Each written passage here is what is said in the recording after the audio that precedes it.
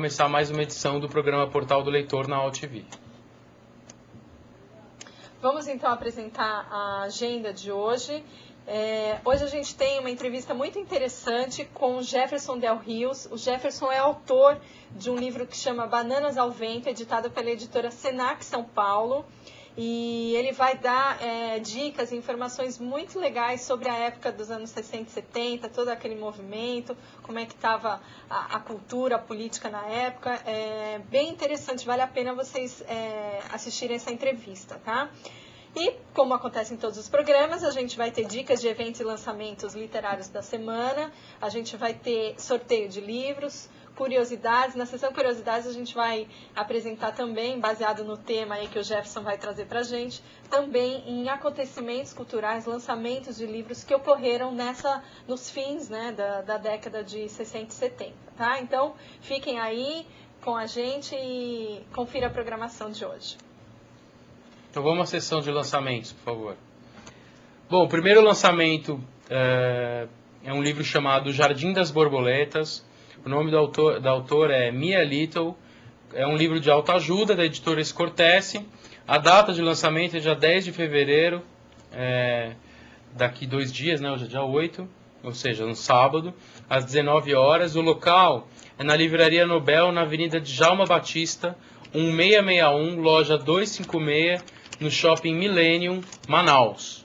Então prestem atenção, Shopping Millennium de Manaus.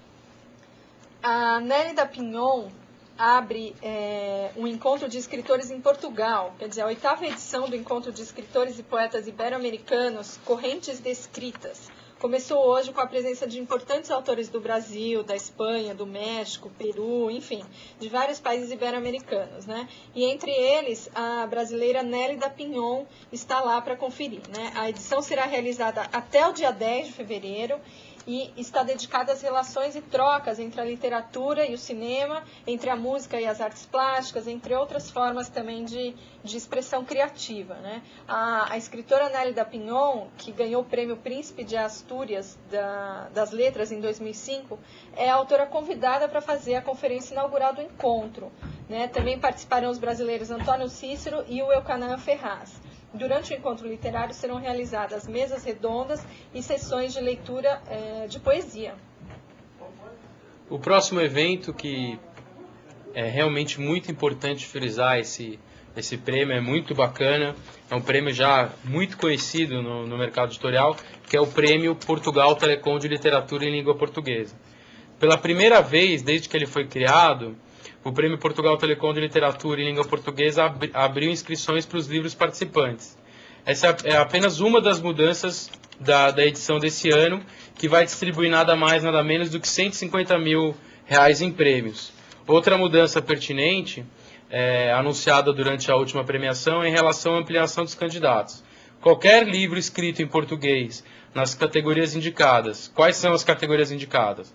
Romance, conto, poesia, crônica, dramaturgia, biografia e autobiografia podem participar. Isso não acontecia nas edições anteriores, era um pouco mais restrito. E os livros devem e podem ser inscritos ou pelo autor ou pela editora que editou o livro até o dia 30 de março pelo site www.premioportugaltelecom.com.br. E, obviamente, mais informações vocês também vão conseguir pelo próprio endereço eletrônico. Um dos maiores prêmios da literatura no país chega à sua 5ª edição, que é o Prêmio Passo Fundo Zafari e Bourbon de Literatura, destinada a R$100 mil, né? É uma verba destinada de R$100 mil ao vencedor. E as inscrições estão abertas até 11 de junho. O concurso é destinado a autores de romances escritos em língua portuguesa. O vencedor será anunciado na sessão solene de abertura da 12ª Jornada Nacional de Literatura, que vai ocorrer no dia 27 de agosto, às 7h30, no Circo da Cultura, em Passo Fundo, no Rio Grande do Sul.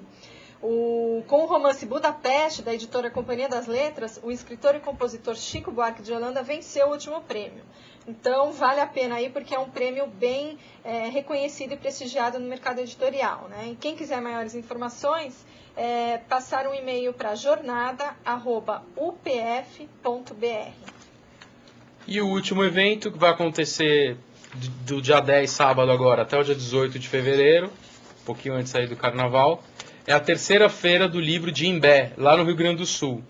O local da feira é em frente ao novo supermercado nacional, que é a entrada da cidade. Então, enfim, para quem conhece um pouquinho do Rio Grande do Sul e dessas cidades, fica fácil de achar. É bem na entrada da cidade de Imbé.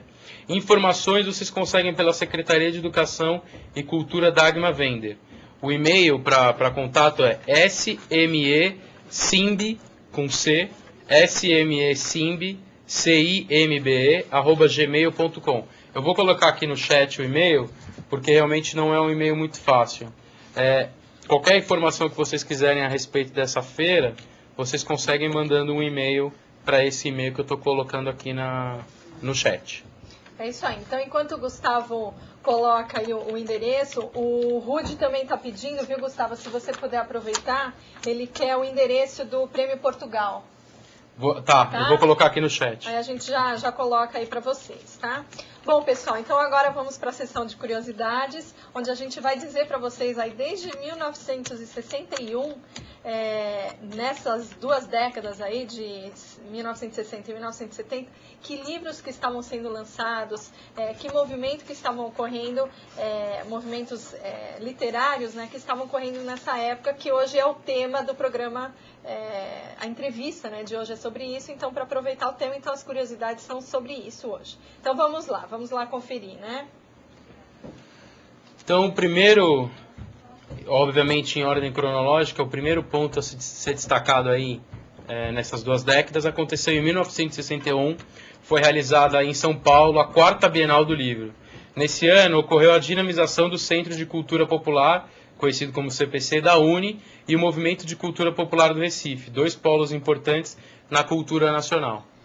Em 1963 é publicado o livro A Mística Feminina, de Betty Friedan. O livro causou polêmica no mundo inteiro e foi considerado um marco do movimento feminista, né? O cineasta Nelson Pereira dos Santos lançou o filme Vidas Secas, baseado no livro homônimo de Graciliano Ramos. Já em 1969, um grupo de pesquisadores e professores universitários, alguns deles proibidos de lecionar nas universidades, fundou em São Paulo o Centro Brasileiro de Análise de Pesquisas, conhecido SEBRAP, órgão independente dedicado ao estudo da sociedade brasileira. Da equipe fundadora participou o sociólogo Fernando Henrique Cardoso, que dispensa comentários e maiores apresentações, não é verdade? Em 1971, o livro Incidente Antares, de Érico Veríssimo, foi um dos poucos livros que escapou à censura, né, instaurada no Brasil naquela época. E foi publicado nesse ano, em 1971. Por outro lado, o filme Como Era Gostoso Meu Francês, de Nelson Pereira dos Santos, ficou retido pela censura durante vários meses. Já em 73, estreou no cinema o filme São Bernardo, de Leon Hirschman, baseado no romance do nosso querido Graciliano Ramos. Em 1975 foi lançado o Dicionário da Língua Portuguesa, organizado pelo Aurélio Buarque de Holanda, e a Enciclopédia Mirador, organizada pelo Antônio Hauais. E para terminar, em 1979, já bem no fim dessa época que nós estamos comentando, foi lançado em São Paulo o livro muito famoso e que também depois gerou um filme, O Que é Isso, Companheiro, do Fernando Gabeira. E agora a gente trouxe para vocês algumas imagens também dessa época. Então a imagem que vocês estão vendo aí foi uma foto tirada pela Folha de São Paulo em 1962, 23 de setembro de 1962. Então aí a foto do escritor Jorge Amado, acompanhada da sua mulher, a Zélia, né? E quando ele passou por São Paulo, enquanto ele estudava, né, a proposta de Metro Goldwyn Mayer, para filmar Gabriela Cravo e Canela. Essa imagem já é de 1975, também é do banco de imagens da Folha, né, o banco conhecido como Folha Imagem. E olha, vou ser bem sincero, eu descobri isso hoje, eu não sabia, mas essa foto é da escritora ucraniana, naturalizada brasileira, Clarice Lispector. Realmente, para mim, isso foi uma novidade. Eu não sabia que ela era ucraniana naturalizada brasileira. Mas vivendo e aprendendo, e mais uma vez o programa Portal do Leitor trouxe uma novidade para vocês, que eu acho que certamente muitas pessoas não sabiam. Então a gente terminou a sessão de curiosidades aí da década de 60 e 70.